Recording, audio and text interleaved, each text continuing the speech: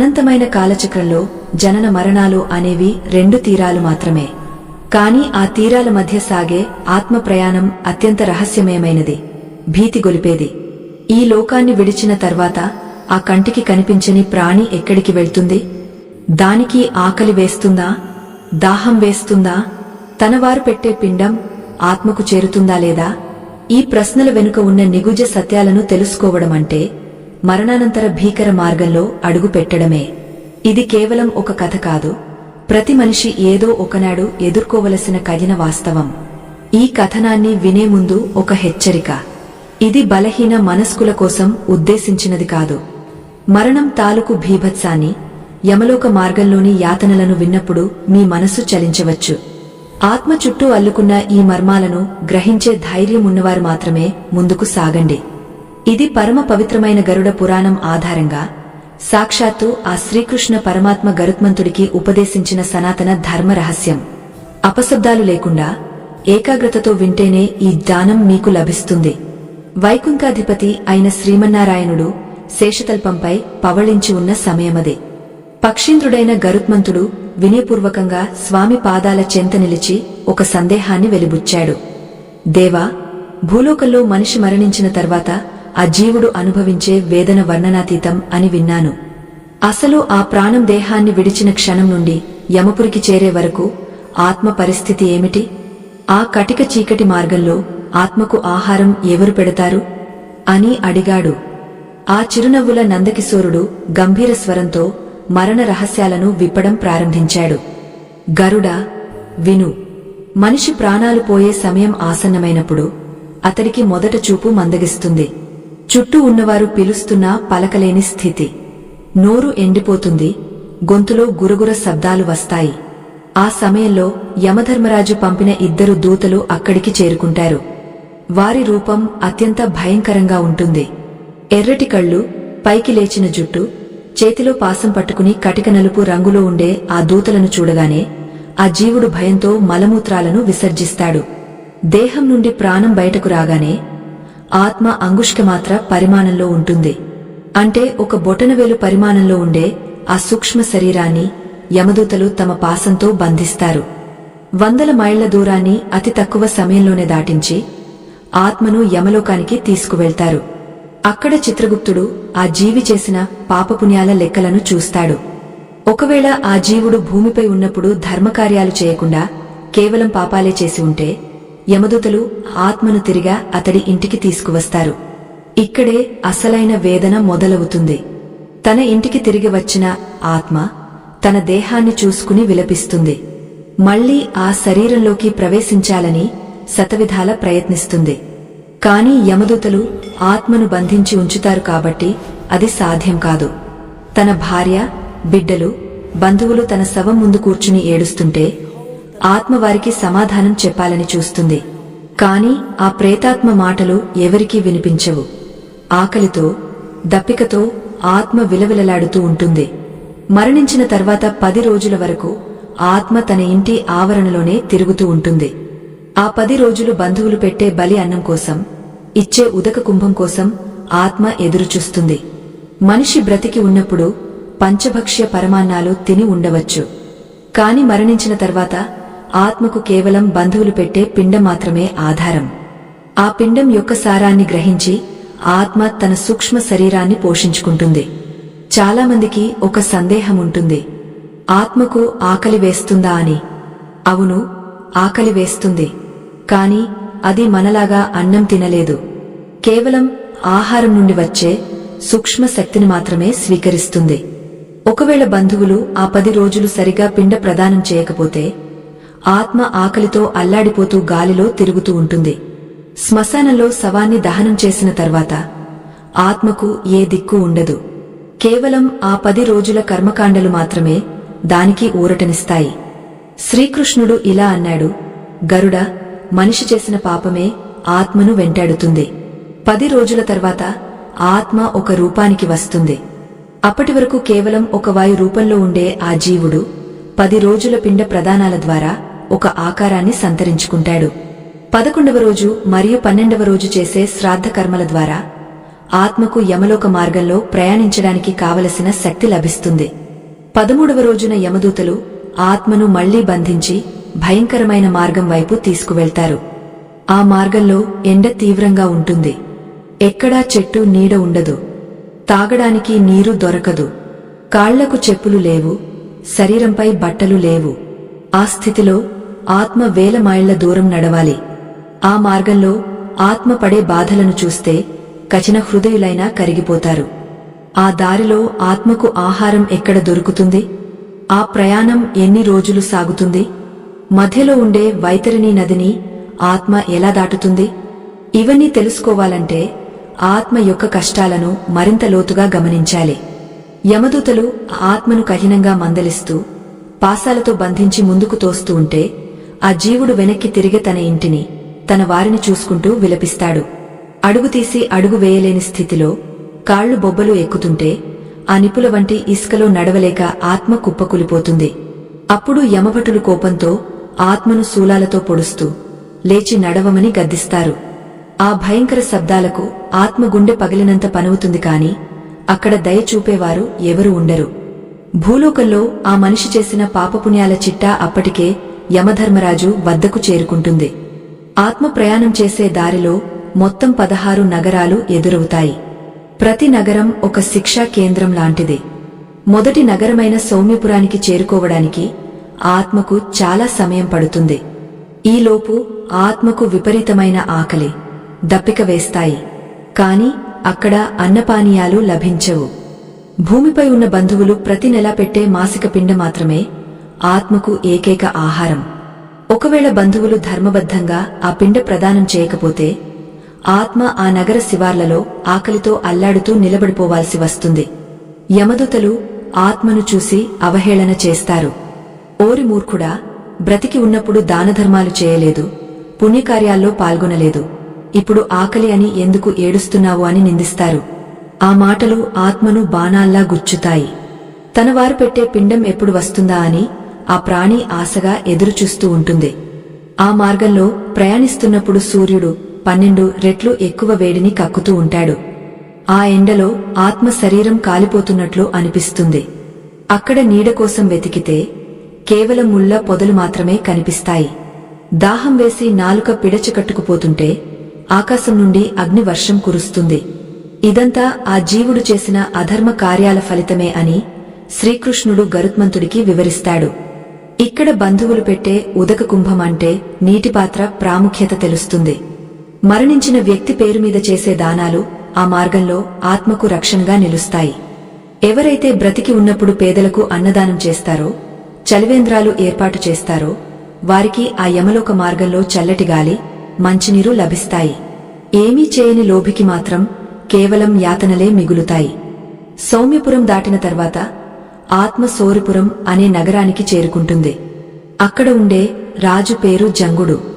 ఆ రాజును చూడగానే ఆత్మ భయంతో వణికిపోతుంది. సౌరిపురంలో ఆత్మకు ఒక వింత అనుభవం ఎదురవుతుంది. అక్కడ కాలం చాలా నెమ్మదిగా సాగుతున్నట్లు అనిపిస్తుంది. ప్రతి క్షణం ఒక యుగంలా మారుతుంది.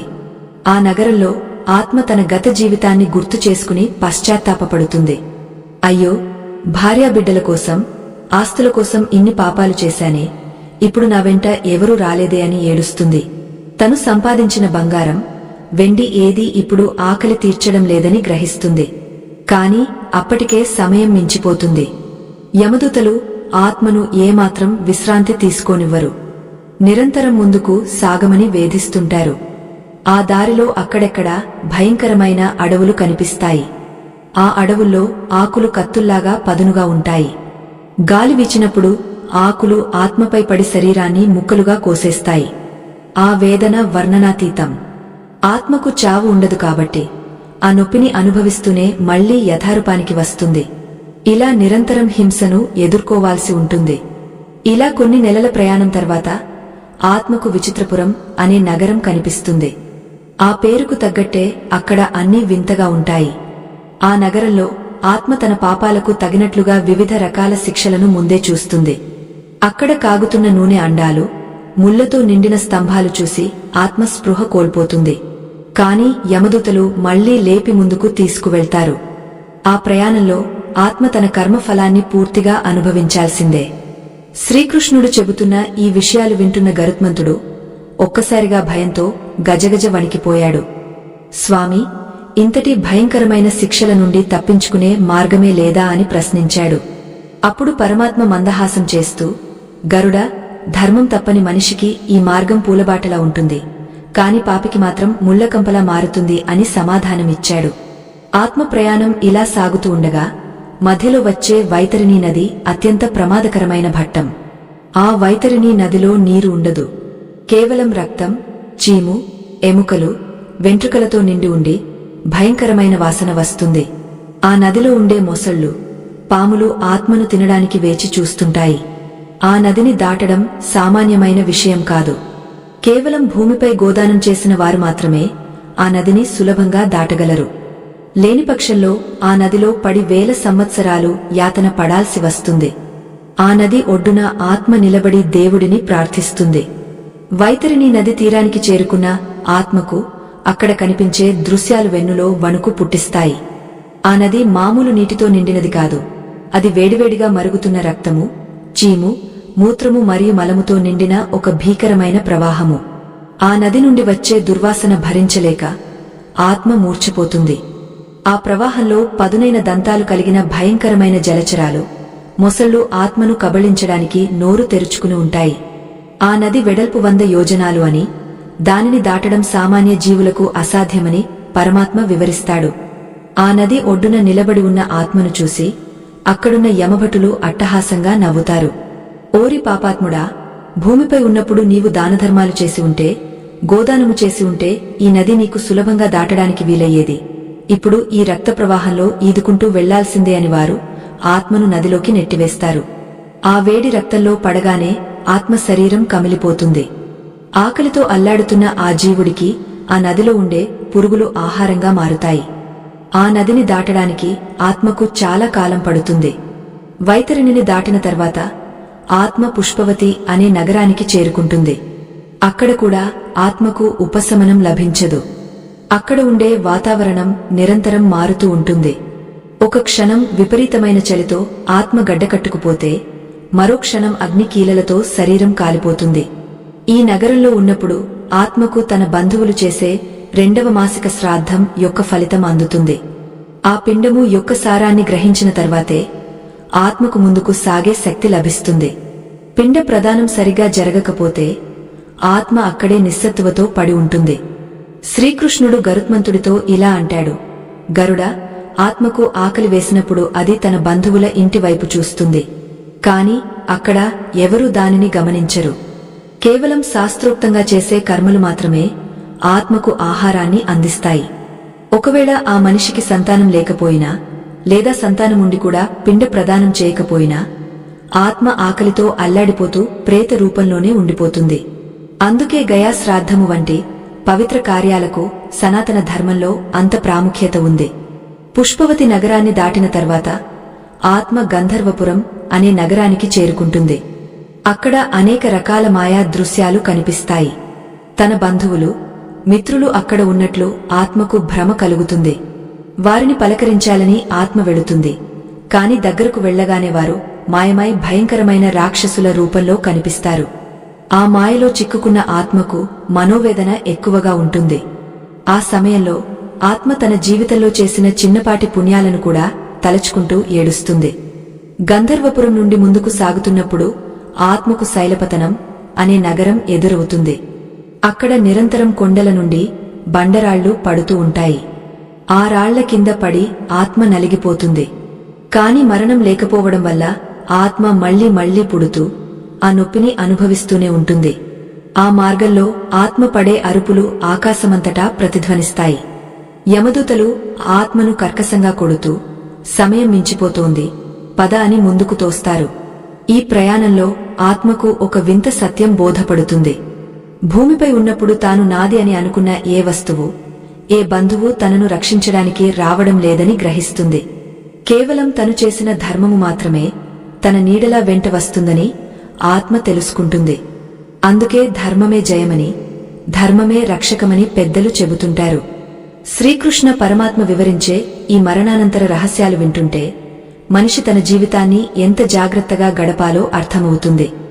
శైలపతనం దాటిన తర్వాత ఆత్మ క్రోంచపురం అనే నగరానికి చేరుకుంటుంది. అక్కడ చీకటి రాజ్యమేలుతుంది. కంటికి కనిపించని ఆ కటిక చీకటిలో ఆత్మదారి తెలియక తడుముకుంటూ ఉంటుంది. ఆ సమయంలో యమదూతలు తమ చేతుల్లో ఉన్న దీపాలను ఆర్పేసి ఆత్మను భయపెడతారు. ఆ చీకటిలో భయంకరమైన జంతువుల అరుపులు వినిపిస్తాయి. ఆత్మ తనను కాపాడమని దేవుడిని వేడుకుంటుంది కాని తన కర్మఫలాన్ని అనుభవించే వరకు ఎవరూ ఏమీ చేయలేరు. ఆ క్రోంచపురంలో ఆత్మకు 3వ మాసిక శ్రాద్ధం యొక్క ఆహారం అందుతుంది. ఆహారం వల్ల ఆత్మకు ఆ చీకటిని దాటే ధైర్యం కలుగుతుంది. భూలోకంలో బంధువులు పెట్టే ప్రతి పిండము ఒక కాంతి పుంజంలా ఆత్మకు దారి చూపిస్తుంది. అందుకే మరణించిన వారి కోసం చేసే షోడశ శ్రాద్ధాలు అత్యంత అవసరమని శాస్త్రం చెబుతోంది. ఆ కర్మలు చేయని పక్షంలో ఆత్మ ఆ చీకటి నగరంలోనే చిక్కుకుపోయి వెలుగు కోసం వెలవెలలాడుతూ ఉంటుంది. ప్రతి అడుగులోనూ ఆత్మకు తన గతాన్ని సరిచూసుకునే అవకాశం కలుగుతుంది. కాని అప్పటికే చేయి దాటిపోయిన సమయం ఆత్మను వెక్కిరిస్తుంది. ఆ యమలోక మార్గంలో ఆత్మ అనుభవించే ప్రతి బాధ భూమిపై ఆ జీవుడు చేసిన అధర్మానికి ప్రతిరూపమే. ఈ ప్రయాణం ఇంకా ముగియలేదు. ఇంకా భయంకరమైన నగరాలు, శిక్షలు ఆత్మ కోసం వేచి చూస్తున్నాయి. యమధర్మరాజు సభకు చేరుకోవడానికి ఆత్మ ఇంకా ఎన్నో అగ్ని పరీక్షలను ఎదుర్కోవాల్సి ఉంటుంది.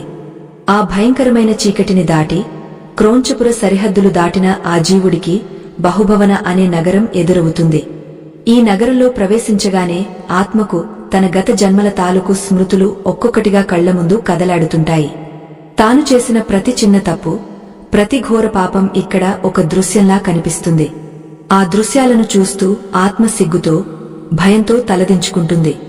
అక్కడ ఉండే యమదూతలు ఆత్మను చూసి నిరంతరం హేళన చేస్తూ నీవు చేసిన కర్మల ఫలం ఇప్పుడే మొదలయ్యింది అని హెచ్చరిస్తారు. ఈ బహుభవన నగరంలో ఆత్మకు 4వ మాసిక శ్రాద్ధం యొక్క పుణ్య ఫలం లభిస్తుంది. భూమిపై ఉన్న తన కొడుకు లేదా బంధువులు భక్తితో సమర్పించిన ఆ పిండం ఆత్మకు అమృతంలా మారుతుంది. ఆహారం వల్ల కలిగే శక్తితో ఆత్మ మరికొంత దూరం ప్రయాణించడానికి సిద్ధమవుతుంది. ఒకవేళ ఆ మాసిక కర్మలు జరగకపోతే ఆత్మ ఆ నగరంలోనే అచేతనంగా పడి ఉంటుంది. చుట్టూ ఉన్న ప్రేతాలు ఆత్మను పీడిస్తూ తమకు ఆహారం లేదని ఏడుస్తూ భయపెడుతుంటాయి. అక్కడి నుండి ప్రయాణం సాగుతూ ఉండగా ఆత్మకు మార్గంలో విపరీతమైన గాలులు వీస్తాయి. ఆ గాలులు ఎంత వేగంగా ఉంటాయంటే ఆత్మను ఆకాశంలోకి విసిరివేస్తాయి. మేఘాల మధ్య నుండి కిందకు పడుతున్నప్పుడు ఆత్మకు ప్రాణ భయం కలుగుతుంది. మరణించిన తర్వాత కూడా ప్రాణభయం ఉండటం అనేది ఆత్మకు కలిగే పెద్ద శిక్ష. ఈ గాలుల తాకిడికి ఆత్మ శరీరం ముక్కలవుతున్నట్లు అనిపిస్తుంది. ఈ స్థితిలో ఆత్మ దైవ ప్రార్థన తప్ప ఏమీ చేయలేని నిస్సహాయ స్థితిలో ఉంటుంది. ముందుకు సాగుతున్న ఆ ప్రాణికి శక్తిపురం అనే నగరం కనిపిస్తుంది. ఆ పేరుకు తగ్గట్టే అక్కడ ఏదో తెలియని శక్తి ఆత్మను లాగేస్తున్నట్లు అనిపిస్తుంది. అక్కడ ఉండే రాజైన దున్హఖదుడు ఆత్మను పరీక్షగా చూస్తాడు. ఆ రాజు చూపుల్లో ఉన్న తీక్షణతకు ఆత్మ కరిగిపోతుంది. ఆ నగరంలో ఆత్మకు 5వ మాసిక శ్రాద్ధం యొక్క ఆహారం అందుతుంది. ఈ ఆహారం ఆత్మకు మానసిక స్థైర్యాన్ని ఇస్తుంది. కాని శారీరక వేదన మాత్రం తగ్గదు. ఆ మార్గంలో ఉండే కఠినమైన రాళ్లు ఆత్మ పాదాలను చీల్చివేస్తుంటాయి. శ్రీకృష్ణుడు గరుత్మంతుడికి వివరిస్తూ, గరుడా, ఆత్మ ప్రయాణం చేసే ఈ దారిలో ఎక్కడా సుఖం అన్న మాట వినిపించదు. భూమిపై ఉన్నప్పుడు విలాసవంతమైన పడకలపై పడుకున్న ఆ మనిషి ఇప్పుడు కటిక నేలపై ముళ్ల పొదల్లో నడవాల్సి వస్తుంది. తన దేహంపై ఉన్న మమకారం ఆత్మను ఇంకా వేధిస్తూనే ఉంటుంది.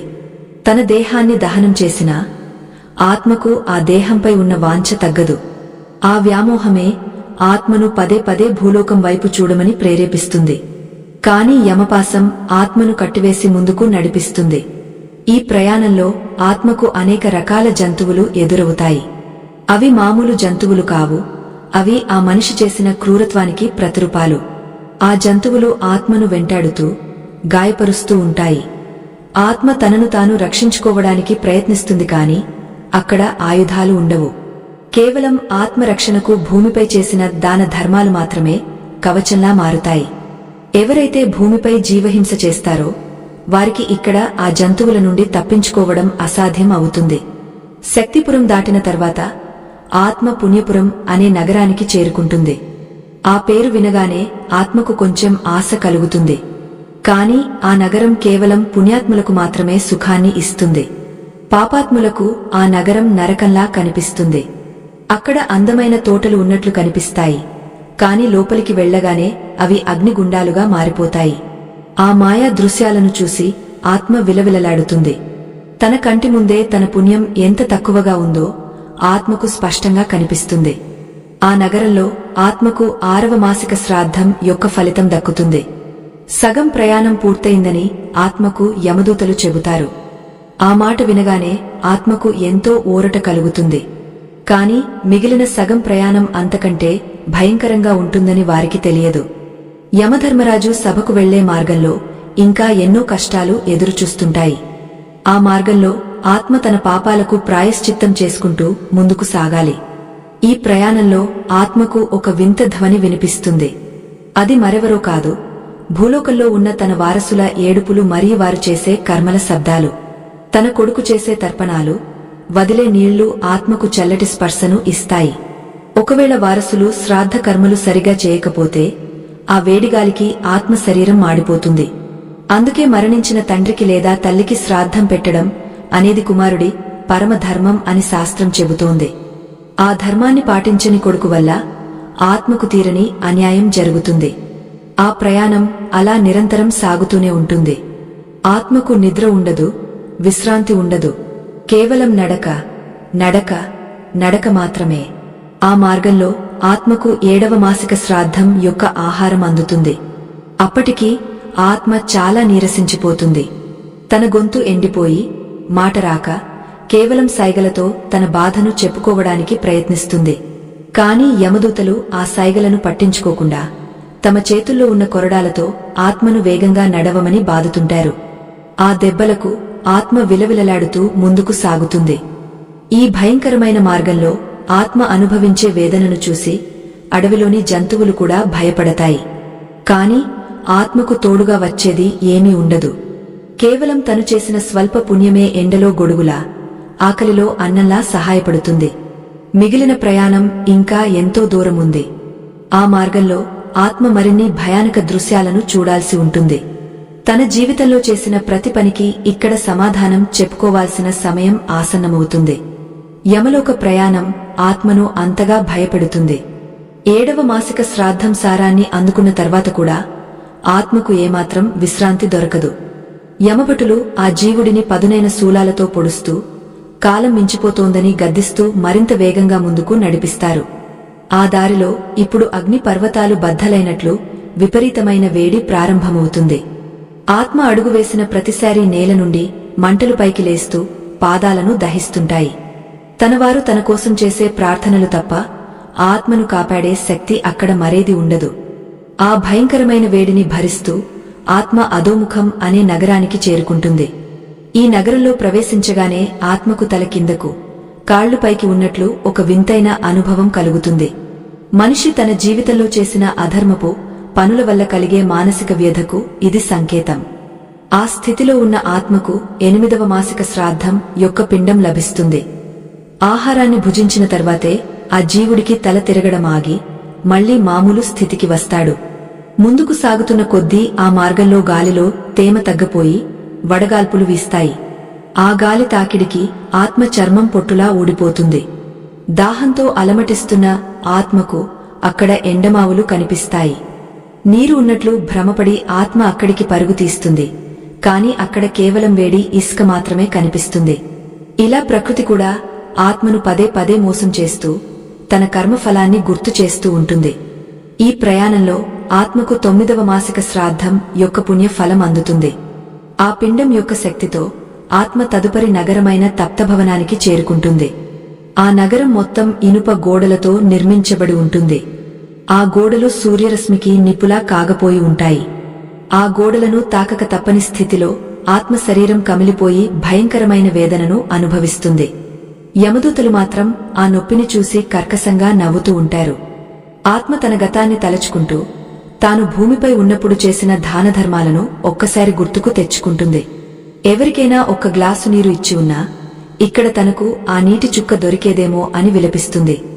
ఆకలితో అల్లాడుతున్న తన ప్రాణాన్ని కాపాడటానికి బంధువులు చేసే కర్మల మీదనే పూర్తి ఆశలు పెట్టుకుంటుంది. ఆ మండుతున్న ఇనుప గోడల మధ్య ఆత్మ చిక్కుకుపోయి బయటకు వెళ్లే దారికోసం వెతుకుతూ ఉంటే ఒక ఆసక్తికరమైన మలుపు ఎదురవుతుంది. ఆత్మ బంధువులారా, సనాతన ధర్మ ప్రచారం కోసం మరియు ఈ ఆధ్యాత్మిక విజ్ఞానాన్ని భావితరాలకు అందించడం కోసం మా బృందం ఎంతో శ్రమిస్తోంది. ఈ మహత్కార్యంలో మీ మద్దతు మాకు ఎంతో అవసరం. మా ఈ కృషి మీకు నచ్చితే మీ శక్తి మేరకు మాకు తోడుగా నిలబడండి. దీనికి సంబంధించిన స్కానర్ ఈ వీడియో చివరలో మీకు కనిపిస్తుంది, లేదా డిస్క్రిప్షన్లో ఉన్న వివరాల ద్వారా మీ మద్దతును అందించవచ్చు. ఇక ఆ తప్తభవన నగరం నుండి ఆత్మను బయటకు లాగుతూ యమదూతలు భయంకరమైన వైతరిణి నది యొక్క ఉపప్రవాహం వద్దకు తీసుకువెళతారు. అక్కడ ప్రవహించేది కేవలం నీరు కాదు, అది మండుతున్న నూనెలా ఉంటుంది. ఆ ప్రవాహంలో ఆత్మను ఈదమని బలవంతం చేస్తారు. ఆ నూనెలో పడగానే ఆత్మ శరీరం విలవిలలాడిపోతుంది. ప్రతి అడుగులోనూ మృత్యువుకు మించిన బాధను అనుభవిస్తూ ఆ జీవుడు ముందుకు సాగాల్సి వస్తుంది. 9వ మాసం పూర్తయ్యేసరికి ఆత్మకు దాదాపు 30వ వంతు ప్రయాణం ముగిసినట్లు అనిపిస్తుంది. కాని అప్పటికే ఆత్మ పూర్తిగా శక్తిని కోల్పోయి ఉంటుంది. తన చేతులు కాళ్లు వణికిపోతుంటే తనను తానే నిందించుకుంటూ ముందుకు నడుస్తుంది. ఆ సమయంలో ఆత్మకు 10వ మాసిక శ్రాద్ధం యొక్క ఆహారం అందుతుంది. ఈ ఆహారం ఆత్మకు ఒక అద్భుతమైన మార్పును కలిగిస్తుంది. అప్పటి వరకు కేవలం ఒక ప్రేత రూపంలో ఉన్న ఆత్మకు ఒక రూపు వస్తుంది. ఆ రూపం వచ్చిన తర్వాత ఆత్మ తనను తాను చూసుకుని ఆశ్చర్యపోతుంది. కాని ఆ రూపం యమధర్మరాజు సభలో ప్రవేశించడానికి మాత్రమే ఉపయోగపడుతుంది. యమసభకు చేరుకోవడానికి ఇంకా కొన్ని భయంకరమైన అడవులను దాటాలి. ఆ అడవుల్లో ఉండే చెట్ల ఆకులు కత్తుల కన్నా పదునుగా ఉండి గాలి వీచినప్పుడల్లా ఆత్మ శరీరాన్ని ముక్కలు ముక్కలుగా కోసేస్తాయి. ఆ రక్తసిక్తమైన దేహంతోనే ఆత్మ తన ప్రయాణాన్ని కొనసాగిస్తుంది. ముందుకు వెళుతున్న కొద్దీ యమలోకం యొక్క కోట గోడలు దూరంగా కనిపిస్తుంటాయి. ఆ గోడలను చూడగానే ఆత్మకు గుండె ఆగపోయినంత పనువుతుంది. అక్కడ వినపడే భయంకరమైన కేకలు, గొలుసుల చప్పుళ్లు ఆత్మను మరింత భయపెడతాయి. చిత్రగుప్తుడు తన లెక్కలతో సిద్ధంగా ఉన్నాడని, తన జీవితంలోని ప్రతి రహస్యం అక్కడ బయటపడుతుందని ఆత్మకు అర్థమవుతుంది. ఆ భయంకరమైన కోటలో అడుగుపెట్టే ముందు ఆత్మ ఒక క్షణం ఆగ వెనక్కి తిరిగి చూస్తుంది. భూలోకంలో తన వారు చేస్తున్న కర్మకాండలు ఆత్మకు ఒక కవచంలా మారుతాయి. ఎవరైతే 11వ మరియు 12వ రోజు కర్మలను అత్యంత భక్తితో నిర్వహిస్తారో ఆత్మకు యమలోక ప్రవేశం కొంచెం సులభం అవుతుంది. లేని పక్షంలో ఆ కోట ద్వారాల వద్దే ఆత్మను 1000 సంవత్సరాల పాటు చిత్రహింసలకు గురిచేస్తారు. ఆత్మ ప్రయాణం ఇప్పుడు అత్యంత కీలకమైన దశకు చేరుకుంది. యమధర్మరాజు సభలో ఆ జీవుడికి ఎదురయ్యే ప్రశ్నలు ఏమిటి అనేది ఊహాతీతం. ఆ కోట గోడల వెలుపల ఆత్మ నిలబడి ఉన్నప్పుడు యమకింకరులు దానిని మరింత కఠినంగా బంధించి ముందుకు తోస్తారు. అప్పటికే ఆ జీవుడు 10 నెలల ప్రయాణాన్ని పూర్తి చేసుకుని 11వ నెలలోకి అడుగు పెడతాడు. ఈ సమయంలో ఆత్మకు నానాపురము అనే నగరం ఎదురవుతుంది. ఆ నగరంలో ప్రవేశించగానే ఆత్మకు తన పూర్వీకులు, ఇదివరకు మరణించిన తన వంశీయులు అందరూ అక్కడ ప్రేత రూపాల్లో కనిపిస్తారు. వారు పడే బాధలను చూసి ఆత్మ గుండె కరిగిపోతుంది. కాని వారిని పలకరించే శక్తిగాని సమయంగాని ఆ జీవుడికి ఉండదు.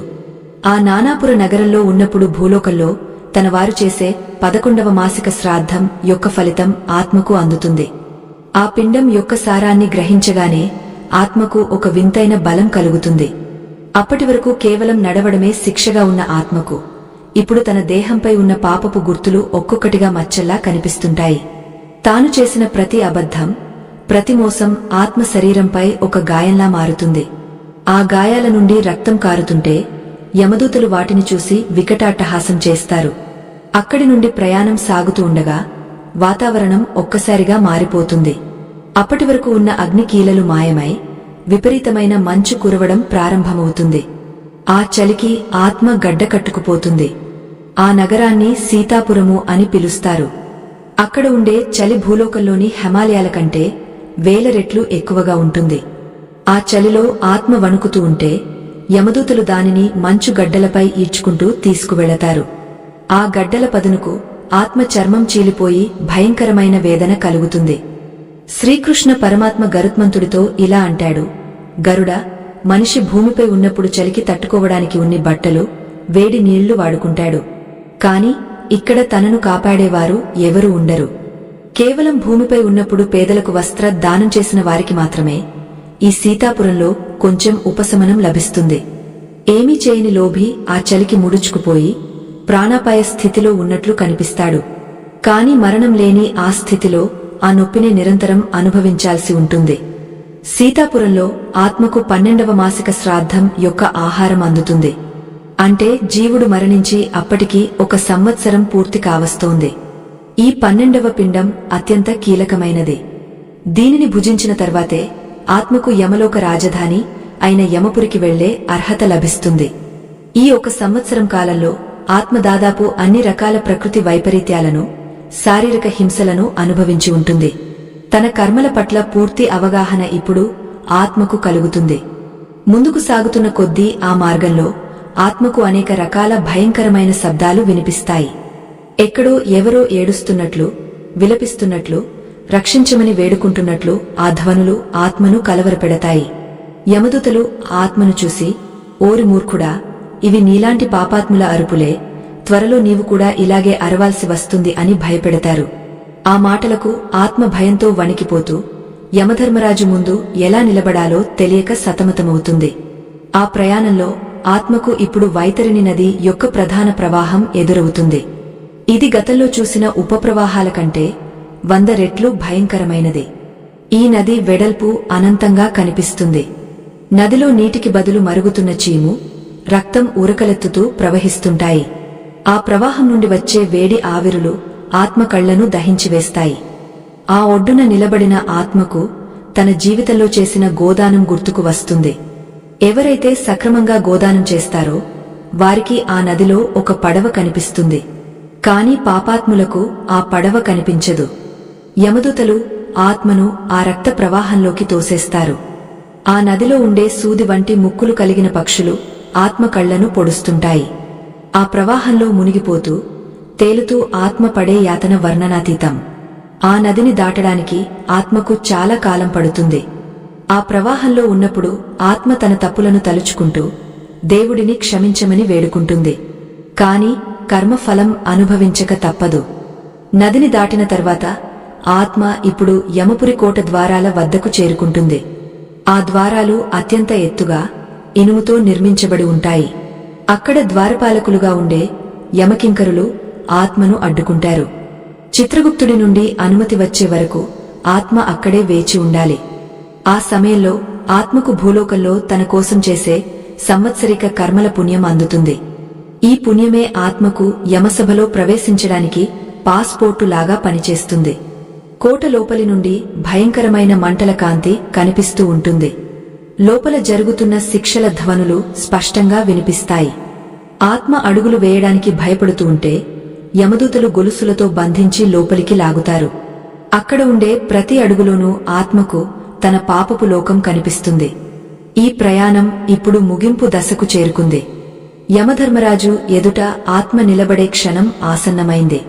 తన జీవితకాలంలో తాను చేసిన ప్రతి పనికి లెక్క చెప్పాల్సిన సమయమిది.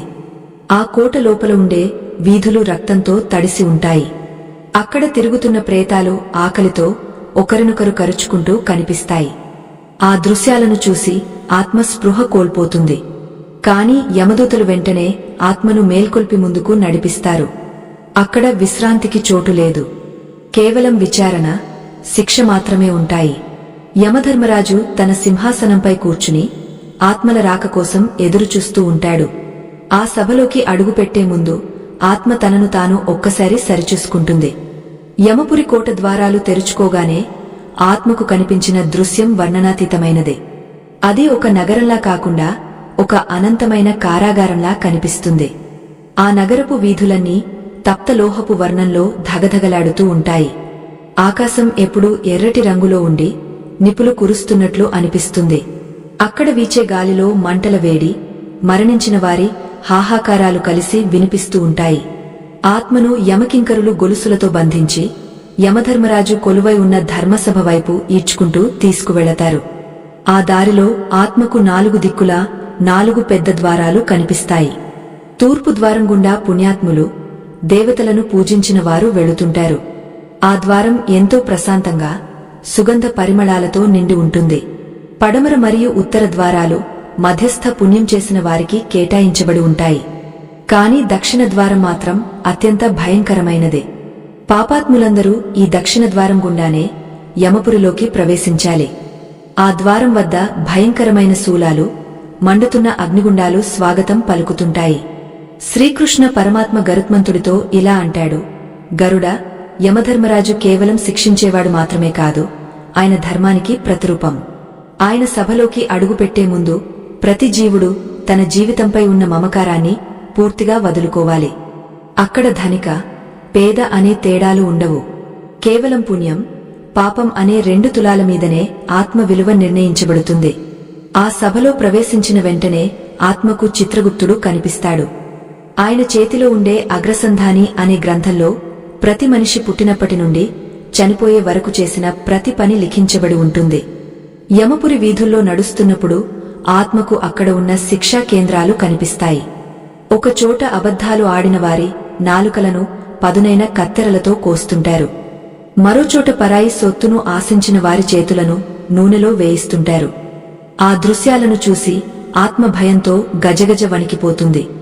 యమదూతలు ఆ ఆత్మను చూసి, ఓరి అజ్ఞాని, భూమిపై ఉన్నప్పుడు నీవు చేసిన తప్పులకు ఇక్కడ సమాధానం చెప్పాల్సిన సమయం వచ్చింది, సిద్ధంగా ఉండు అని గద్దిస్తారు. ఆ గద్దింపులకు ఆత్మ గుండె ఆగిపోయినంత పనవుతుంది. ఆ సభకు చేరుకునే మార్గంలో ఆత్మకు వైవస్వత నగరం అనే ప్రాంతం ఎదురవుతుంది. అక్కడ యమధర్మరాజు యొక్క సేవకులు అత్యంత క్రూరంగా కనిపిస్తారు. అక్కడ ఉండే గాలిలో రక్తం వాసన వేస్తుంది. ఆ నగరంలో ఉన్నప్పుడు ఆత్మకు తన జీవితంలో చేసిన గోప్యమైన పాపాలు కూడా స్పష్టంగా గుర్తొస్తాయి. ఎవరికీ తెలియదులే అని చేసిన తప్పులు కూడా ఇక్కడ సాక్ష్యాధారాలతో సహా బయటపడతాయి. ప్రకృతిలోని పంచభూతాలే ఆత్మ చేసిన తప్పులకు సాక్షులుగా నిలుస్తాయని పరమాత్మ వివరిస్తాడు. ధర్మసభ వెలుపల ఆత్మను నిలబెట్టినప్పుడు అక్కడ ఉండే వేల సంఖ్యలోని ఆత్మల శబ్దాలు వినపడతాయి. కొందరు తమను రక్షించమని వేడుకుంటుంటే, మరికొందరు తమ కర్మను అనుభవిస్తూ మౌనంగా ఏడుస్తుంటారు. ఆ సమయంలో ఆత్మకు భూలోకంలో తన వారు చేస్తున్న కర్మల వల్ల వచ్చే శక్తి మెల్లగా తగ్గుతూ వస్తుంది. ఇప్పుడు ఆ ఆత్మ కేవలం తన పుణ్యబలం మీదనే ఆధారపడాలి. తనవారు పెట్టిన పిండాల వల్ల వచ్చిన సూక్ష్మ శరీరం ఇప్పుడు యమధర్మరాజు ముందు విచారణకు సిద్ధంగా ఉంటుంది. ఆ సభ ద్వారాల వద్ద యమధర్మరాజు యొక్క 2 వేగులు శ్యామ మరియు సబల అనే కుక్కల రూపంలో కనిపిస్తాయి. ఆ కుక్కల కళ్ళు అగ్నిగోళాల్లా మండుతూ ఉంటాయి. అవి ఆత్మను చూసి భయంకరంగా అరుస్తాయి. ఆ అరుపులు వినగానే ఆత్మ తనను తాను మర్చిపోయి నేలపై పడిపోతుంది. యమదూతలు ఆత్మను మళ్లీ లేపి కోరడాలతో బాదుతూ లోపలికి తీసుకువెళతారు. ఆ సభ లోపల ఉండే స్తంభాలు ధగధగలాడుతూ ధర్మదేవత యొక్క ఉగ్రరూపాన్ని తలపిస్తాయి. చిత్రగుప్తుడు తన సింహాసనంపై కూర్చుని ఆత్మ రాకను గమనిస్తాడు. ఆయన ఒకసారి తన గ్రంథాన్ని తిరగేసి ఆత్మ పేరు మీద ఉన్న పాపపుణ్యాల జాబితాను చదవడం ప్రారంభిస్తాడు. ఆ సమయంలో సభలో నిశ్శబ్దం ఆవహిస్తుంది. ఆత్మ తన తల దించుకుని తన నేరాన్ని ఒప్పుకోవడానికి సిద్ధంగా ఉంటుంది. భూమిపై ఉన్నప్పుడు తాను చేసిన గొప్పలు, అహంకారం అన్నీ ఇక్కడ నీరుగారిపోతాయి. అక్కడ కేవలం సత్యం మాత్రమే మాట్లాడుతుంది. యమధర్మరాజు సింహాసనం నుండి వచ్చే కాంతి ఆత్మ కళ్లను మిరుమిట్లు గొలిపిస్తుంది. ఆయన స్వరము మేఘ గర్జనలా వినిపిస్తుంది. ఓ జీవుడా, నీవు పొందిన ఈ మానవ జన్మను ఎలా సద్వినియోగం చేసుకున్నావు? నీవు చేసిన ధర్మకార్యాలు ఎన్ని? నీ వల్ల లాభం పొందిన ప్రాణులు ఎన్ని? అని ఆయన అడిగే ప్రశ్నలకు ఆత్మ దగ్గర సమాధానముండదు. ఒకవేళ ఆత్మ పుణ్యాత్ముడైతే ఆ సభ ఎంతో సుందరంగా కనిపిస్తుంది. కాని పాపాత్ముడికి మాత్రం అది భయంకరమైన అగ్నిగుండంలా తోస్తుంది. ఆ సభలో ఉండే దేవతలు, పితృదేవతలు ఆత్మను పరీక్షగా చూస్తారు. ఆత్మ పడే వేదనను చూసి వారు చలించరు. ఎందుకంటే అది ఆ జీవుడు స్వయంగా కొనితెచ్చుకున్న కర్మఫలం. ఆ కర్మను అనుభవించి తీరాల్సిందేనని వారు మౌనంగా హెచ్చరిస్తారు. ఆత్మ ఇప్పుడు తన శిక్ష ఏమిటో తెలుసుకోవడానికి ఎదురుచూస్తూ ఉంటుంది. నరకంలోని ఏ లోకానికి తనను పంపిస్తారో అక్కడ ఎటువంటి యాతనలు ఉంటాయో అని ఊహించుకుని ఆత్మ వణికిపోతుంది.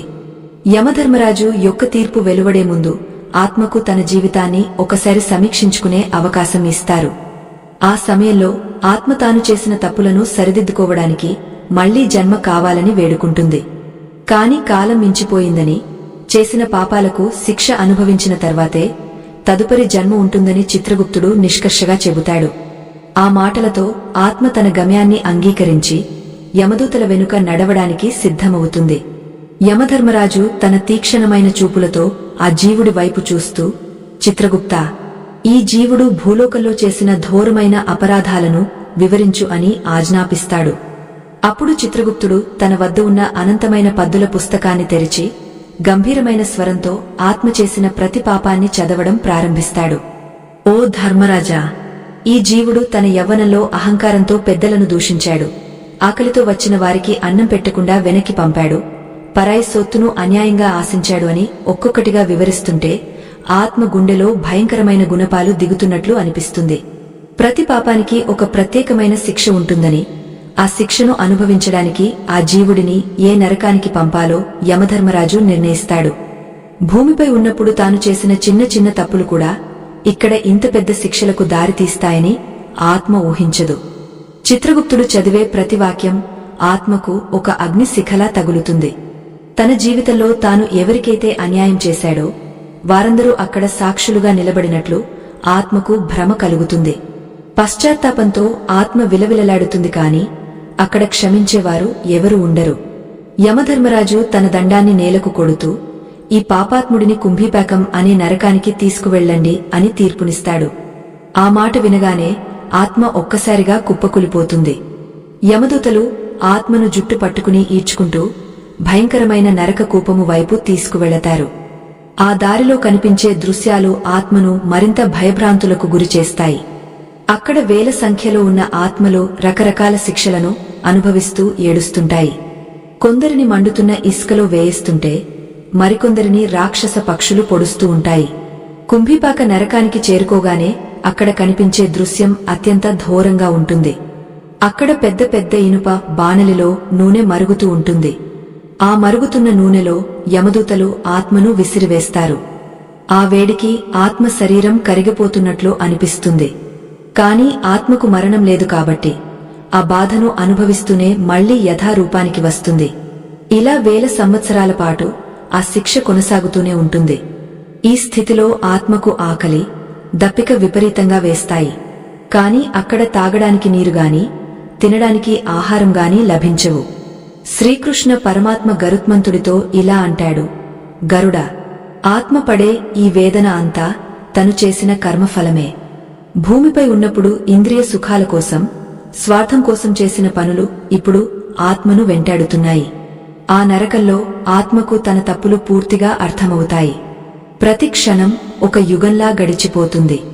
నూనెలో వేగడం, ముళ్ల కర్రలతో దెబ్బలు తినడం, భయంకరమైన చీకటిలో బంధించబడటం వంటి శిక్షలు ఆత్మను కృంగదీస్తాయి. ఆ సమయంలో ఆత్మ తనను రక్షించే నాథుడు లేడా అని దిక్కులు చూస్తుంది. నరకలోకంలో అనేక రకాల విభాగాలు ఉంటాయి. రౌరవము, మహారౌరవము, కాలసూత్రము వంటి భయంకరమైన నరకాల్లో ఆత్మలు పడే బాధలు వర్ణనాతీతం. అబద్ధాలు ఆడేవారిని రౌరవ నరకంలో పడేస్తారు. అక్కడ భయంకరమైన పాములు ఆత్మను చుట్టుముట్టి కాటు వేస్తుంటాయి. ఆ విషం వల్ల ఆత్మ శరీరం నీలంగా మారిపోయి విపరీతమైన మంటను పుట్టిస్తుంది. అయినా ఆత్మ మరణించదు. కేవలం ఆ నొప్పిని అనుభవిస్తూనే ఉండాలి. ఈ శిక్షలు కేవలం ఆత్మను హింసించడానికి కాదు, ఆ జీవుడిని శుద్ధి చేయడానికి అని పరమాత్మ వివరిస్తాడు. యమలోకంలో ఉండే మరో భయంకరమైన శిక్ష అసిపత్రవనము. ఆ అడవిలో చెట్లకు ఆకులు ఉండవు, పదునైన కత్తులు ఉంటాయి. గాలి వీచినప్పుడు ఆ కత్తులు ఆత్మపై పడి శరీరాన్ని ముక్కలు ముక్కలుగా కోసేస్తాయి. ఆ రక్తసిక్తమైన దేహంతో ఆత్మ నడుస్తుంటే కింద ఉండే ముళ్ళు పాదాలను చీల్చివేస్తాయి. ఆ స్థితిలో ఉన్న ఆత్మకు ఎవరైనా ఒక నీటి చుక్క ఇస్తే బాగుండు అనిపిస్తుంది. కాని అక్కడ కన్నీళ్లు తప్ప మరేమీ దొరకవు. భూమిపై ఉన్నప్పుడు తాను చేసిన దానధర్మాలు మాత్రమే ఇక్కడ కొంచెం ఉపశమనాన్ని ఇస్తాయి. ఆత్మ నరకంలో ఉన్నప్పుడు తన బంధువులు చేసే శ్రాద్ధ కర్మల యొక్క శక్తి మెల్లమెల్లగా క్షీణిస్తుంది. 1 సంవత్సరం పూర్తయిన తర్వాత ఆత్మ కేవలం తన కర్మల మీదనే ఆధారపడాలి. ఒకవేళ బంధువులు ప్రతి సంవత్సరం తద్దినం పెట్టకపోతే ఆత్మకు నరకంలో మరింత కష్టాలు ఎదురవుతాయి. ఆకలితో అలమటిస్తూ ఎంగిలి మెతుకుల కోసం కూడా ఆత్మ ఆరాటపడుతుంది. అందుకే పితృదేవతలకు చేసే కర్మలు ఎంతో ముఖ్యమైనవని శాస్త్రం ఘోషిస్తోంది. ఆ కర్మల వల్ల ఆత్మకు నరకంలో కూడా కొంత శక్తి లభిస్తుంది. ముందుకు సాగుతున్న కొద్దీ ఆత్మకు మరికొన్ని భయంకరమైన దృశ్యాలు కనిపిస్తాయి. అక్కడ ఉన్న యమభటులు ఆత్మను రకరకాల ఆయుధాలతో హింసిస్తుంటారు. తల కిందులుగా వేలాడదీయడం, వేడి ఇనుప స్తంభాలను కోగిలించుకోమని చెప్పడం వంటి శిక్షలు ఆత్మను చిన్నాభిన్నం చేస్తాయి. ఆ బాధను తట్టుకోలేక ఆత్మ గట్టిగా అరుస్తుంది. కాని ఆ అరుపులు వినేవారు అక్కడ ఎవరూ ఉండరు. కేవలం తన కర్మను అనుభవించడమే ఆత్మ యొక్క ఏకైక పని. ప్రతి క్షణం తన జీవితంలో చేసిన తప్పులను తలుచుకుంటూ ఆత్మ విలపిస్తుంది. నరకంలోని శిక్షలు పూర్తయిన తర్వాత ఆత్మకు మరొక స్థితి ఎదురవుతుంది. అది తిరిగి భూమిపైకి రావడానికి సిద్ధపడటం. కాని ఈసారి మనిషిగా పుట్టడం అంత సులభం కాదు. తాను చేసిన పాపాల తీవ్రతను బట్టి ఆత్మ పురుగులుగానో, జంతువులుగానో లేదా చెట్లుగానో జన్మించాల్సి ఉంటుంది. ఈ మార్పు ఎలా జరుగుతుంది? ఆత్మ నరకం నుండి బయటకు వచ్చి మళ్లీ గర్భంలోకి ఎలా ప్రవేశిస్తుంది? ఇదంతా తెలుసుకోవాలంటే ఆత్మ యొక్క ప్రయాణంలోని తదుపరి ఘట్టాలను గమనించాలి. యమలోక శిక్షలు ఆత్మను పూర్తిగా మార్చివేస్తాయి. శ్రీకృష్ణుడు చెప్పే ఈ రహస్యాలు వింటుంటే గరుత్మంతుడికి ఒక విషయం స్పష్టమవుతుంది. ఈ ప్రపంచంలో మనం చేసే ఏ పని వృధా పోదు. ప్రతి పనికి ఒక ప్రతిఫలం ఉంటుంది. అది ఈ జన్మలో కాకపోయినా మరణించిన తర్వాత ఖచ్చితంగా ఎదురవుతుంది. ఆత్మ అనుభవించే ప్రతి వేదన మనకు ఒక పాణ్యం లాంటిది. ధర్మ మార్గంలో నడిచే మనిషికి మరణం ఒక ప్రశాంతమైన నిద్ర లాంటిది. కాని అధర్మపరుడికి అది ఒక తీరని పీడకల. ఆత్మ ప్రయాణం ఇప్పుడు తన ముగింపు దశకు చేరుకుంటోంది. నరక యాతనలని అనుభవించిన పిదప ఆత్మ ఒక రకమైన శూన్య స్థితిలోకి చేరుకుంటుంది. యమధర్మరాజు ఆజ్ఞ మేరకు ఆ జీవుడు తన శిక్షాకాలాన్ని పూర్తి చేసుకుని తిరిగి భూలోకానికి ప్రయాణం కావాల్సిన సమయం ఆసన్నమవుతుంది. కాని ఈ ప్రయాణం నేరుగా జరగదు. ఆత్మ తన కర్మశేషాన్ని బట్టి వివిధ దశలను దాటుకుంటూ రావాలి. చిత్రగుప్తుడు ఆ జీవుడిని ఉద్దేశించి, ఓ ప్రాణి, నీవు చేసిన పాపాలకు సరిపడా శిక్షలు అనుభవించావు. ఇప్పుడు నీ మిగిలిన కర్మను అనుభవించడానికి భూమిపైకి వెళ్ళక తప్పదు అని ఆదేశిస్తాడు. ఆ సమయంలో ఆత్మకు తన గత జన్మల జ్ఞాపకాలు ఇంకా మసకగా గుర్తూనే ఉంటాయి. యమలోకం నుండి బయలుదేరిన ఆత్మ ముందుగా ధూమ మార్గంలో ప్రయాణిస్తుంది. అంటే పొగతో నిండిన దారిగుండా ప్రయాణించి ఆకాశ మార్గానికి చేరుకుంటుంది. అక్కడి నుండి చంద్రమండలానికి వెళుతుంది. చంద్రుడి కాంతిలో ఆత్మ తన శారీరక వేదనను కొంచెం మర్చిపోయి ఒక రకమైన శీతలత్వాన్ని పొందుతుంది. కాని అక్కడ ఎక్కువ కాలముండే అధికారం ఆ జీవుడికి ఉండదు. తన పుణ్యఫలం ఎంత మేరకు ఉందో అంతకాలం మాత్రమే అక్కడ ఉండి ఆ తర్వాత మళ్లీ కిందకు పడిపోవాల్సి ఉంటుంది. ఈ పతనం అనేది మేఘాల ద్వారా ప్రారంభమవుతుంది. ఆత్మ మేఘాలలో కలిసిపోయి వర్షపు చినుకుగా మారుతుంది. ఆకాశం నుండి కురిసే వర్షపు జల్లులతో కలిసి ఆత్మ భూమిని తాకుతుంది. భూమిపై పడిన ఆ చినుకు నేరుగా ఓషధులలోకి, అంటే మొక్కలు, ధాన్యము మరియు ఫలాలలోకి ప్రవేశిస్తుంది. మనిషి తినే ఆహారంలో ఆత్మ ఒక సూక్ష్మ రూపంలో దాగ ఉంటుంది.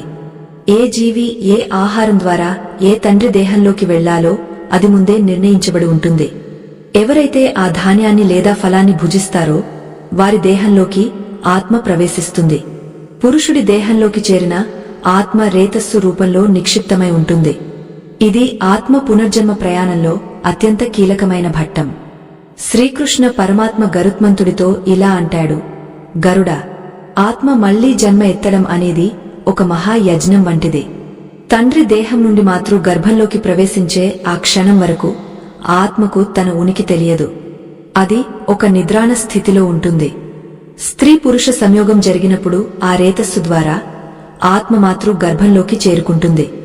అక్కడ ఉన్న గర్భాశయంలో ఆత్మ ఒక చిన్న కణంగా తన రూపాన్ని మార్చుకుంటుంది.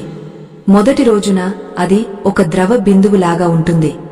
5 రోజుల తర్వాత అది ఒక బుడగలాగా మారుతుంది.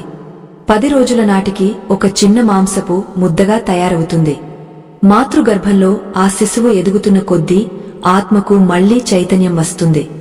మొదటి నెలలో ఆ పిండానికి తల ఏర్పడుతుంది. రెండో నెలలో చేతులు, కాళ్లు మరియు ఇతర అవయవాలు మెల్లగా మొలకెత్తుతాయి. 3వ నెల వచ్చేసరికి గోర్లు, వెంట్రుకలు, చర్మం మరియు జననేంద్రియాలు ఏర్పడతాయి. 4వ నెలలో శరీరంలోని సప్తధాతువులు అంటే రక్తం, మాంసం, మేధస్సు, అస్థి, మజ్జ వంటివి తయారవుతాయి. 5వ నెల నాటికి ఆ శిశువుకు ఆకలి, దాహం వేయడం ప్రారంభమవుతుంది. మాతృగర్భమనే ఆ చిన్న చీకటి గదిలో ఆత్మ మళ్లీ బంధించబడుతుంది. 6వ నెల వచ్చేసరికి ఆ శిశువు గర్భంలో కదలడం ప్రారంభిస్తుంది. తల్లి తినే ఆహారంలోని సారాన్ని గ్రహిస్తూ ఆ జీవుడు పెరుగుతుంటాడు. 7వ నెలలో ఆ శిశువుకు సంపూర్ణమైన స్పృహ వస్తుంది. ఆశ్చర్యకరమైన విషయమేమిటంటే ఆ సమయంలో ఆత్మకు తన వందల కొద్దీ గత జన్మల జ్ఞాపకాలు కళ్ల ముందు కదలాడుతుంటాయి. తాను చేసిన తప్పులు, పడ్డ కష్టాలు, అనుభవించిన నరక యాతనలు అన్నీ గుర్తుకు వస్తాయి. ఆ గర్భాశయం లోపల ఉండే మలమూత్రాల మధ్య వేడి వాతావరణంలో ఉండలేక ఆత్మ విలవిలలాడుతుంది. నన్ను ఇక్కడి నుండి త్వరగా బయట పడేయమని దేవుడిని ప్రార్థిస్తుంది. 8వ నెల వచ్చేసరికి ఆ శిశువుకు బయట ప్రపంచం గురించిన ఆరాటం పెరుగుతుంది. ఆ గర్భంలో ఉండటం ఒక నరకంలా అనిపిస్తుంది. ఆ సమయంలో ఆత్మ దేవుడితో ఇలా మాట్లాడుతుంది: ఓ పరమాత్మా, నన్ను ఈ గర్భాశయం నుండి బయటకు తీసుకురా. నేను బయటకు వెళ్లిన తర్వాత కేవలం నీ నామస్మరణ చేస్తాను, ధర్మబద్ధంగా జీవిస్తాను, మళ్లీ ఇలాంటి తప్పులు చేయను అని ఒట్టువేస్తుంది. మనిషి పుట్టకముందు చేసే ఈ ప్రమాణాలు అత్యంత పవిత్రమైనవి. కాని మాయ ప్రభావం వల్ల ఇవన్నీ బయటకు రాగానే మర్చిపోతామని శ్రీకృష్ణుడు వివరిస్తాడు. 9వ నెల పూర్తయ్యే సమయానికి ఆ శిశువు పూర్తిగా తయారవుతుంది. ఆ సమయంలో ఆత్మకు తన గత జన్మల జ్ఞానం పతాక స్థాయిలో ఉంటుంది. తాను ఎవరో, ఎక్కడి నుండి వచ్చానో, తన గమ్యం ఏమిటో అన్నీ తెలుస్తాయి. కాని గర్భాశయం నుండి బయటకు వచ్చే ఆ ప్రక్రియ అత్యంత వేదనాభరితమైనది. ఆ చిన్న ద్వారం గుండా బయటకు వస్తున్నప్పుడు ఆ శిశువు శరీరం నులిమి వేయబడుతుంది. ఆ నొప్పి ఎంత తీవ్రంగా ఉంటుందంటే ఆ దెబ్బకు ఆ ఆత్మ తన గత జన్మల జ్ఞాపకాలన్నింటినీ ఒక్కసారిగా మర్చిపోతుంది. వైష్ణవ మాయ అనే ఒక తెర ఆ జీవుడి జ్ఞానాన్ని కప్పేస్తుంది. భూమిపై పడగానే ఆ శిశువు గట్టిగా ఏడుస్తుంది. ఆ ఏడుపునకు అర్థం ఏమిటంటే తాను చేసిన ప్రమాణాలను మర్చిపోయాననే బాధ లేదా ఆ మాయలో చిక్కుకున్నాననే సంకేతం. అప్పటి వరకు యమలోకంలో, నరకంలో పడ్డ కష్టాలని తుడిచిపెట్టుకుపోతాయి. మళ్లీ కొత్త బంధాలు, కొత్త మోహాలు ఆ జీవుడిని చుట్టుముడతాయి. అమ్మ, నాన్న అని పిలిచే బంధువుల మధ్య ఆత్మ తన అసలైన ఇంటిని అంటే పరమాత్మను మర్చిపోతుంది. ఇదంతా ఒక చక్రంలా సాగుతూనే ఉంటుంది. మళ్లీ యవ్వనం, మళ్లీ కర్మలు, మళ్లీ మరణం. ఈ జనన మరణ చక్రం నుండి విముక్తి పొందడమే పరమపదం. శ్రీకృష్ణుడు చెబుతున్న ఈ విషయాలు వింటున్న గరుత్మంతుడికి ఆశ్చర్యం వేసింది. స్వామి, మనిషి తన గత జన్మను ఎందుకు మర్చిపోతాడు అని అడిగాడు. అప్పుడు పరమాత్మ, గరుడా, ఒకవేళ మనిషికి తన గత జన్మలు గుర్తున్నట్లయితే వాడు ఈ జన్మలో ప్రశాంతంగా ఉండలేడు. తన శత్రువులను, తన బాధలను తలుచుకుంటూ పిచ్చివాడు అయిపోతాడు. అందుకే మాయ అనేది ఒక రక్షణ కవచం లాంటిది. కాని ఆ మాయను దాటి నన్ను చేరుకోవడమే మానవ జన్మ యొక్క అసలైన లక్ష్యం అని సమాధానమిచ్చాడు. ఆత్మ ప్రయాణం ఇక్కడితో ఆగపోదు. అది నిరంతరం సాగే ఒక యాత్ర. ఈ 9వ భాగం ముగసేసరికి ఆత్మ భూమిపై ఒక కొత్త దేహంతో అడుగుపెడుతుంది. మరణం తర్వాత ఆత్మ ఏమవుతుంది అనే ప్రశ్నకు సమాధానం దొరికింది. కాని ఈ ప్రయాణం నుండి శాశ్వత విముక్తి పొందే మార్గమేమిటి? ఆ రహస్యాన్ని తెలుసుకోవడమే ప్రతి మానవుడి కర్తవ్యం. గరుడ పురాణంలో చెప్పబడిన ఈ పరమ సత్యాలు ప్రతి ఒక్కరిని ఆలోచింపజేస్తాయి. మనం చేసే ప్రతి కర్మ మన తదుపరి జన్మను ఎలా నిర్ణయిస్తుందో ఇక్కడ స్పష్టంగా అర్థమవుతుంది. ఆఖరి భాగంలో ఆత్మ పొందే పరమగతి గురించి, మోక్ష మార్గం గురించి మరిన్ని రహస్యాలు వెల్లడవుతాయి. జనన మరణాల ఈ సుదీర్ఘ ప్రయాణంలో ఆత్మ వేల కొద్దీ రూపాలను మారుస్తూ లక్షల కొద్దీ అనుభవాలను మూటగట్టుకుంటుంది. గర్భం నుండి బయటకు వచ్చిన క్షణమే పాత జ్ఞాపకాలను మర్చిపోయి కొత్త ప్రపంచంలో మాయకు లోనవుతుంది. కాని ఆ శ్రీకృష్ణ పరమాత్మ గరుత్మంతుడికి ఉపదేశించిన ఈ పరమ రహస్యం ప్రతి మానవుడు తెలుసుకోవలసినదే. మరణం తర్వాత ఆత్మ పడే వేదనకు, ఆకలి దప్పికలకు మూలకారణం ఆ జీవుడు భూమిపై ఉన్నప్పుడు చేసిన అజ్ఞానమేనని మాధవుడు వివరిస్తాడు. మాయాలోకంలో చిక్కుకున్న జీవుడు తన దేహమే శాశ్వతం అని భ్రమపడతాడు. తాను సంపాదించిన ఆస్తులు, తన చుట్టూ ఉన్న బంధువులు తనతో వస్తారని నమ్ముతాడు. కాని ప్రాణం పోయిన క్షణం నుండి యమపురి వరకు ఆత్మ ఒంటరిగానే నడవాలి. అక్కడ రాజుకు, పేదవాడికి ఒకే రకమైన శిక్షలు ఉంటాయి. నీవు భూమిపై ఉన్నప్పుడు ఎవరికి సహాయం చేశావు, ఎంత ధర్మాన్ని పాటించావు అన్నదే నీ ఆత్మకు ఆహారంగా మారుతుంది. గరుడ పురాణం కేవలం భయపెట్టే గ్రంథం కాదు, అది మనిషిని మేల్కొలిపే జ్ఞాన ప్రదీపం. మరణానంతర బాధల నుండి తప్పించుకోవాలంటే బ్రతికి ఉన్నప్పుడే పుణ్యకార్యాలు చేయాలి. ఆకలితో ఉన్న ప్రాణికి అన్నం పెట్టడం, దాహంతో ఉన్న వారికి నీరు ఇవ్వడం వంటివి యమలోక మార్గంలో నీకు అన్నపానీయాలుగా లభిస్తాయి. లోభత్వం వీడి దానుగుణం అలవరుచుకున్నవాడు యమధర్మరాజు ముందు ధైర్యంగా నిలబడగలడు. ఈ సంసార చక్రం నుండి విముక్తి పొందడమే మానవ జన్మ యొక్క అంతిమ లక్ష్యం. పుడుతూ, చస్తూ, మళ్లీ గర్భవాస నరకాన్ని అనుభవిస్తూ ఉండే ఈ యాత్రకు ముగింపు పలకాలి. అది కేవలం ఆ పరమాత్మ చింతన వల్ల మాత్రమే సాధ్యమవుతుంది. మనిషి తన అంతిమ క్షణంలో ఏ భావనతో ఉంటాడో అటువంటి గతినే పొందుతాడని గీతాచార్యుడు సెలవిచ్చాడు. అందుకే నిరంతరం దైవ నామస్మరణ చేయాలని పెద్దలు చెబుతుంటారు. ఆత్మ బంధువులారా, ఈ కథ ద్వారా మనం తెలుసుకోవలసిన అత్యంత ముఖ్యమైన పరమార్థాన్ని వివరించే ముందు ఒక చిన్న విన్నపం. ఈ ధర్మ యజ్ఞంలో మీ సంపాదనలో కొంత భాగాన్ని వినియోగించడం వల్ల మీకు అపారమైన పుణ్య ఫలం దక్కుతుంది.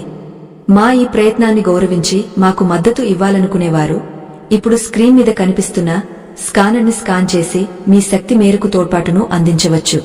ఇక ఇప్పుడు మన జీవితాలనే మార్చివేసే ఆ కీలకమైన ముగింపుని విందాం. ఇది ప్రతి ఒక్కరూ తెలుసుకోవాల్సిన అసలైన సత్యం. పరమాత్మ చెప్పిన ప్రకారం మరణం అనేది కేవలం పాత బట్టలను విడిచి కొత్త బట్టలను ధరించడం వంటిది. ఆత్మకు చావు లేదు, దానిని ఏ ఆయుధము ఛేదించలేదు, అగ్ని దహించలేదు. కాని ఆత్మ ధరించిన సూక్ష్మ శరీరం మాత్రం తన కర్మఫలాన్ని అనుభవించి తీరాలి. యమలోకంలోని 16 నగరాలు, వైతరిణీ నది, నరకంలోని అగ్నిగుండాలు అన్ని మనిషిని శుద్ధి చేయడానికి చేసే ప్రక్రియలు మాత్రమే. పాపం చేసిన ఆత్మ నరక యాతనలు అనుభవించి మళ్లీ జంతువుగానో పురుగుగానో జన్మిస్తుంది. కాని పుణ్యాత్ముడు స్వర్గ సుఖాలను అనుభవించి తిరిగా ఉత్తమమైన కుటుంబంలో జన్మనెత్తుతాడు. అయితే ఈ రెండు కూడా బంధనాలే. పుణ్యం అయిపోయిన తర్వాత స్వర్గం నుండి కూడా కిందకు పడక తప్పదు. అందుకే జ్ఞానులు స్వర్గాన్ని కూడా కోరుకోరు. వారు కేవలం ఆ కృష్ణుడి పాదాల చెంత మోక్షాన్ని మాత్రమే కోరుకుంటారు. భక్తి మార్గంలో నడిచే వారికి మరణం అనేది భయం కలిగించదు. వారు యమదూతలను చూడరు. వారికి సాక్షాత్తు విష్ణుదూతలు వచ్చి విమానంలో వైకుంఠానికి తీసుకువెళతారు. అక్కడ ఆకలి దప్పికలు ఉండవు, కేవలం పరమానందం మాత్రమే ఉంటుంది. గరుడ పురాణాన్ని చదివినవారు లేదా విన్నవారు తమ జీవితాన్ని ధర్మబద్ధంగా మలుచుకుంటారు. తద్వారా వారు మరణానంతర భీకర మార్గాల నుండి సులభంగా తప్పించుకోగలరు. వైకుంఠాధిపతి అయిన శ్రీమన్నారాయణుడు గరుత్మంతుడికి ఈ రహస్యాలన్నీ చెప్పిన తర్వాత పక్షీంద్రుడు ఎంతో తృప్తిని చెందాడు. లోక కళ్యాణం కోసం ఈ జ్ఞానాన్ని అందరికీ అందించమని స్వామి ఆజ్ఞాపించాడు. మరణం తర్వాత ఆత్మ ప్రయాణం అనేది ఒక గొప్ప పాఠం. అది మనకు బ్రతకడం నేర్పిస్తుంది, ఇతరులకు సహాయం చేయడం నేర్పిస్తుంది, అన్నిటికీ మించి భగవంతుడిని ప్రేమించడం నేర్పిస్తుంది. ప్రతి మనిషి తన దైనందిన జీవితంలో చేసే చిన్న చిన్న పనులే తన భవిష్యత్తును నిర్ణయిస్తాయి. ఈ క్షణం నుండి మనసును నిర్మలంగా ఉంచుకుని సత్యం పలుకుతూ ధర్మాన్ని ఆచరిస్తే యమధర్మరాజు కూడా మనకు మిత్రుడవుతాడు. గరుడ పురాణ సారం ఇదే. ఆత్మ ఎక్కడ నివసిస్తుంది, ఏమి తింటుంది అన్న విషయాల కంటే ఆత్మను పరమాత్మలో ఎలా లీనం చేయాలి అన్నదే ముఖ్యం. ఈ అనంతమైన ఆధ్యాత్మిక ప్రయాణంలో మనమందరం బాటసారులమే. ఒకరికొకరు తోడుగా ఉంటూ ధర్మ మార్గంలో సాగపోవడమే మనం చేయవలసిన పని. మరణం అనేది ఒక ముగింపు కాదు, అది ఒక కొత్త ప్రారంభం. ఆ ప్రారంభం అద్భుతంగా ఉండాలంటే మన వర్తమానం పవిత్రంగా ఉండాలి. శ్రీకృష్ణ పరమాత్మ బోధించిన అమృతవాక్కులు మనందరికీ మార్గదర్శకం కావాలని కోరుకుందాం. ఆత్మ ప్రయాణం గురించి గరుడ పురాణంలో చెప్పబడిన ఈ రహస్యాలు ప్రతి గృహంలో ప్రతిధ్వనించాలి. తద్వారా సమాజంలో అధర్మం నశించి భక్తి ప్రపత్తులు పెరుగుతాయి. మరణాన్ని చూసి భయపడటం మానేసి జీవితాన్ని సద్వినియోగం చేసుకోవడమే మనం ఈ పురాణం నుండి నేర్చుకోవలసిన గొప్ప గుణపాఠం. ఆ వాసుదేవుడి కృప మనందరిపై ఎల్లప్పుడూ ఉండాలని ఆకాంక్షిస్తూ ఈ దివ్యగాథను ముగిద్దాం. ఈ కథా ప్రయాణం ఇక్కడితో సంపూర్ణమైనదే. స్వస్తి.